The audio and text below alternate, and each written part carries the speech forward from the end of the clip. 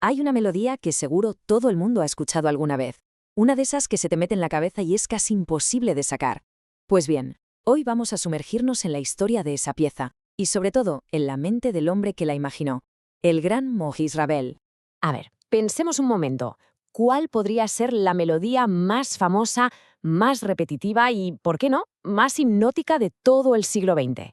Seguro que ya la tenéis en mente. Esa que empieza muy suave, como un susurro, y va creciendo, creciendo y creciendo hasta convertirse en una auténtica explosión de sonido. Efectivamente, el bolero. Es que es una de esas obras que, una vez que la escuchas, se queda contigo para siempre. Ya forma parte de nuestra cultura, de nuestra memoria musical colectiva. Es una pieza que sencillamente lo trasciende todo.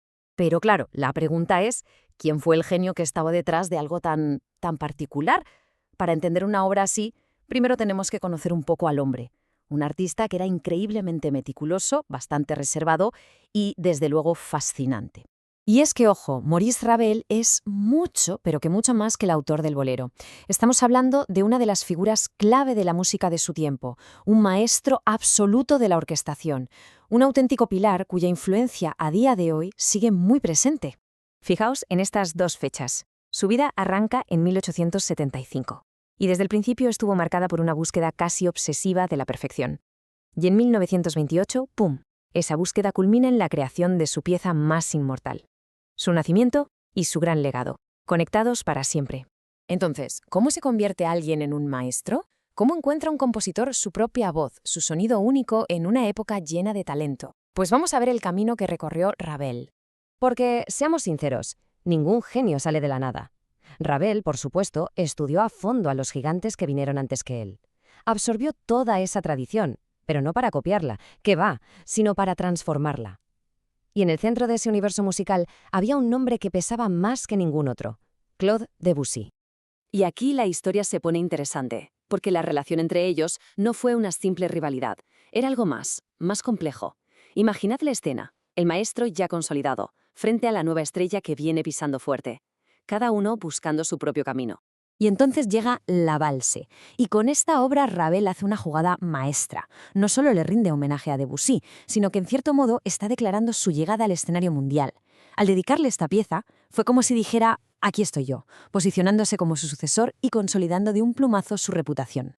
Pero la música de Ravel no se quedó encerrada en París, ni mucho menos. Se convirtió en una especie de tapiz sonoro, tejido con hilos que venían de todas partes del mundo. Ravel fue, de verdad, un ciudadano del mundo musical. Su fama creció por todas partes, y él, a cambio, absorbía toda esa diversidad. Escuchaba el jazz que llegaba de Estados Unidos y metía sus ritmos y sus blue notes en la orquesta. Exploraba las danzas de Sudamérica, todo lo incorporaba a su lenguaje que era increíblemente sofisticado. Y aquí hay que insistir en algo. Porque sí, el bolero es su obra más famosa, pero reducir a Ravel a una sola pieza sería un error tremendo. Sería como mirar un universo entero a través de una cerradura. Su repertorio es gigantesco y súper diverso. Es que mirad, solo con estos ejemplos se ve la genialidad. Pasamos del torbellino orquestal que es la valse a las atmósferas súper misteriosas, casi sombrías, de Gaspar de la Nuit. Y de ahí de repente saltamos a la energía pura, casi jazzística, de su concierto para piano en sol mayor. Cada obra es un mundo en sí misma, de verdad. Pero volvamos al principio. Venga, volvamos a esa melodía obsesiva que lo empezó todo y que, nos guste más o menos, acabaría por definir su legado para siempre. Quedémonos con esta fecha porque es histórica, 22 de noviembre de 1928. Ese fue el día en que el público de París escuchó por primera vez esa melodía hipnótica, sin tener ni la más remota idea de que estaban asistiendo al nacimiento de un auténtico ícono musical. En 1928, lo que nació fue casi un experimento, un simple ejercicio de orquestación construido sobre una melodía que se repetía una y otra vez, hasta la extenuación. Y lo más paradójico de todo es que esa idea, tan aparentemente simple, se acabó convirtiendo en algo inmortal.